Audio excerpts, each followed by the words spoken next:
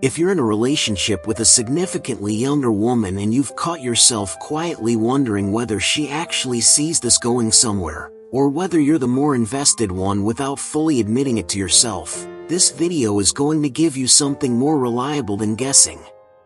Not vague vibes. Not wishful reading of a smile that might have meant nothing at all. 3 specific, research-backed signs that actually predict whether someone sees a real future with you, and just as important, what doesn't. Here's why this matters more in an age gap relationship than it might in a same-age one. The power dynamics we've talked about elsewhere on this channel, the built-in imbalance that requires deliberate correction, make it easier for an older man to talk himself into reading interest where there's only politeness, or comfort where there's only convenience. That's not because younger women are harder to read. It's because the stakes of getting it wrong feel higher, and higher stakes make people worse at reading evidence honestly, not better. By the end of this video you'll know exactly what to actually look for, why these 3 signs specifically hold up under real research, and just as importantly, how to avoid the trap of finding evidence for what you're hoping is true instead of what's actually there. Let's start with the sign that's easiest to actually track over time, because it shows up in ordinary conversation rather than requiring you to interpret anything subtle. Researchers who study how couples talk to each other have found something consistent worth paying attention to. The language partners use when they're genuinely building a shared future together shifts in a specific, measurable way. It moves from vague, hypothetical framing, someday, maybe, we'll see, toward concrete, specific, we language that assumes continuity rather than questioning it. Not if we're still together next year, but when we go to my cousin's wedding in October. Not I'd love to travel someday, but we should actually plan that trip for next spring. The shift isn't about romantic declarations. It's about the ordinary, almost boring way someone talks about time when they've stopped mentally hedging about whether you'll still be in the picture. This matters more than a grand declaration would, and it's worth understanding why. Anyone can say, "I could see a future with you" in an emotional moment, and mean it sincerely in that specific instant, without it reflecting anything stable about how they're actually planning their life. Specific future language is harder to fake convincingly over time, because it requires actually thinking of you as a fixture in plans that haven't happened yet, repeatedly, across unrelated conversations, not just in the charged moments where saying something romantic feels natural. Here's what to actually track, concretely, instead of relying on memory or impression. Over the next few weeks, notice how she talks about things 3, 6, 12 months out. Does your presence in those plans feel assumed, baked into the sentence without her having to think about it, or does it feel like something she's actively deciding to include each time, almost as an afterthought? The first version is what genuine future orientation sounds like. The second version might still turn into something real, but it's not there yet, and it's worth being honest with yourself about which one you're actually hearing instead of assuming the best interpretation by default. There's a useful comparison worth making here, one that most men never think to run. Listen to how she talks about her own individual plans, the ones that don't involve you at all, a work goal, a trip with friends, something she's building on her own. Compare the specificity of that language to how she talks about anything involving the two of you together. If her solo plans are detailed and concrete while anything involving you stays vague and non-committal, that gap is worth paying attention to. It doesn't necessarily mean she's avoiding you specifically. It might simply mean the shared future hasn't solidified in her mind the way her individual one has, which is exactly the kind of honest, useful information this whole exercise is meant to surface. The second sign is less about what she says and more about what she does with the actual architecture of her life, which tends to be harder to fake than words. Researchers studying relationship stability have long pointed to something called social network overlap, essentially, whether a couple's friends, family, and daily routines actually merge together over time or stay carefully compartmentalized in separate lanes. Couples who are building towards something lasting tend to show increasing overlap. You start showing up to things that have nothing directly to do with the relationship itself: her friend's birthday dinner, a family gathering that isn't really about you at all, ordinary errands where bringing you along was simply the obvious default rather than a decision that had to be made. The reason this sign carries real weight is that integration is expensive in a way that words aren't. Introducing you to her parents, her closest friends, the people who know her history well enough to ask hard questions later if things go badly, carries real social risk for her if the relationship doesn't work out. She has to explain you, defend the choice to people who might have opinions about the age gap specifically, and absorb whatever judgment comes with that. A woman who's genuinely building toward a future with you is willing to take on that cost, because the alternative, keeping you carefully separate from the rest of her life, is actually the easier, lower-risk option if she's not sure this is going anywhere. There's a specific pattern worth watching for, because it's more telling than a single introduction. It's not just whether she's introduced you to people in her life. It's whether that introduction happened early and easily, or late and reluctantly, only after significant pressure or a milestone that essentially forced the issue. A woman who brings you into her actual world without much fanfare, because it simply made sense to include you, is showing something different than a woman who's kept you compartmentalized for months and only relented once avoiding it became genuinely awkward. Both might eventually lead somewhere real. But they're not currently the same signal, and treating them as equivalent is exactly the kind of wishful flattening this video is trying to help you avoid. It's also worth paying attention to direction, not just presence. Being invited into her world is one thing. Whether she seems genuinely interested in your world in return is a separate question worth tracking honestly. A relationship where the integration only flows one way, where you've met everyone important to her but she's shown limited curiosity about your friends, your history, the people who matter to you, is telling you something specific about where the imbalance actually sits. Real mutual investment tends to move in both directions eventually, even if the pace isn't perfectly symmetrical at every stage. So, quick pause here, because this next part might be the most important thing in this entire video, and it's the part most men skip past because it's less satisfying than a checklist. Here's the trap: name directly.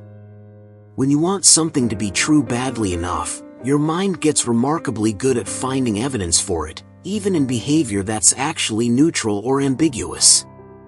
A woman being kind to you isn't the same as a woman planning a future with you. A woman enjoying your company on a given evening isn't the same as a woman who's decided this is where she wants to be in 5 years.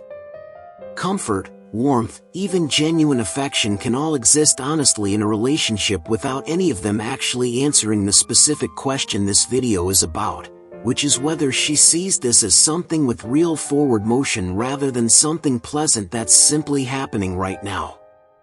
This is where it's worth being especially careful, because the entire point of this video is to help you read reality accurately, not to hand you a framework for convincing yourself of something that isn't actually there. If you find yourself explaining away the absence of these signs, telling yourself she's just private, or slow to open up, or that her hesitation to introduce you to family is really about something else entirely that has nothing to do with the relationship, stop and examine that explanation honestly. Sometimes those explanations are true. Often, they're the mind doing exactly what minds do when they want a specific answer badly enough, quietly reframing absence as a special case rather than treating it as the information it actually is. The honest version of this whole exercise isn't building an airtight case for what you already hope is true. It's staying genuinely open to the possibility that the answer might be no, or not yet, or unclear, and letting that possibility inform how you actually proceed instead of talking yourself past it. A man who's only looking for confirmation will find it, in almost any relationship, regardless of what's actually happening underneath. A man who's genuinely trying to see clearly holds the question open long enough for real evidence to actually accumulate, rather than declaring victory the moment he spots something that could, with enough generous interpretation, count. There's a simple check worth running on yourself here, and it takes less than a minute.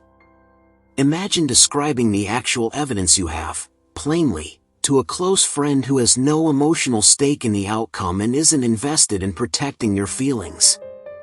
Would that friend, hearing it cold, agree the evidence points where you're hoping it points, or would he raise an eyebrow at how much interpretation is doing the heavy lifting? That imagined conversation tends to strip away a surprising amount of the wishful padding, because it removes the one thing that distorts your own judgment most reliably, which is how much you want a specific answer to be true. The third sign is the one relationship researchers consider among the most reliable of all, and it has nothing to do with the good moments, which is exactly why it's worth taking seriously. John Gottman, one of the most cited researchers in this field, spent decades studying what actually predicts whether relationships last, observing real couples in conflict rather than just asking them to describe their relationship in the abstract. What he found, repeatedly, wasn't that lasting couples avoid conflict. Every real relationship has friction. What separated the couples who built something lasting from the ones who didn't was something specific called repair, whether one partner's small attempt to de-escalate a tense moment, a joke, an apology, a simple "let me say that differently," actually gets accepted by the other person, or gets ignored and steamrolled past. Here's why this matters specifically for the question this video is asking. Someone who's genuinely invested in a future with you treats conflict as something worth working through together, because the relationship itself feels worth the effort of repair. Someone who isn't fully invested tends to handle friction differently, either escalating quickly because there's less motivation to protect the relationship, or checking out entirely, treating a disagreement as evidence to file away rather than something to actually resolve. Watch what happens the next time something minor goes wrong between you. Does she stay in the conversation, working towards some kind of resolution, even if it takes a little while to get there? Or does she go quiet, minimize it, or seem to disengage faster than the actual size of the disagreement would explain? This sign is harder to fake than the other two, precisely because it shows up under mild stress rather than in a calm, controlled moment where someone has time to consider how they want to come across. A woman can say the right things about the future when she's relaxed and the conversation is easy. Repair happens in real time, under a small amount of actual friction, which makes it a much more honest window into what she's actually oriented toward. If repair consistently happens, that's a genuinely strong signal. If it consistently doesn't, that's worth taking seriously too, rather than assuming you'll simply improve once the relationship feels more established. It's worth noting that repair isn't the same thing as agreement, and conflating the two causes some men to misread this sign entirely. She doesn't have to concede the actual point of the disagreement for repair to be happening. What matters is whether she stays engaged enough to work towards some kind of resolution, even one where you both land somewhere in the middle, rather than either winning outright or checking out. A woman who fights hard for her position but stays in the conversation until it actually resolves is showing more genuine investment than a woman who agrees quickly just to end the discomfort, only for the same issue to resurface unresolved a few weeks later. Last piece, and it's the one that turns this from an interesting framework into something actually useful. Here's the honest truth about all three signs combined. They're useful for noticing patterns over time, but they were never meant to replace an actual conversation, and treating them as a substitute for directly asking is where a lot of men go wrong even after correctly identifying what to look for. If you've genuinely noticed specific future language, real integration into her life, and consistent repair during conflict, that's meaningful evidence. It's still not the same as her actually telling you, in her own words, what she wants and where she sees this going. The reason so many men avoid the direct conversation in favor of quietly decoding signs instead is straightforward. Decoding feels safer. It lets you gather information without risking a direct answer you might not want to hear. But that safety is an illusion, because avoiding the direct question doesn't actually protect you from an unclear future. It just delays finding out, usually while you're becoming more invested with each month that passes, which makes an eventual honest answer, if it turns out to be disappointing, considerably more costly than it would have been if you'd asked earlier and clearly. The move that actually respects both of you is combining what you've genuinely observed with a direct, calm conversation about where things stand.